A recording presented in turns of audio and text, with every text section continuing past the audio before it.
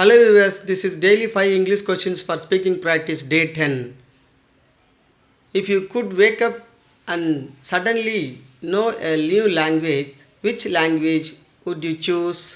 நீங்கள் நாளை காலை எழுந்ததும் ஒரு புதிய மொழியை தானாக கற்றுக்கொண்டிருப்பதாக இருந்தால் எந்த மொழியை தேர்வு செய்வீர்கள்?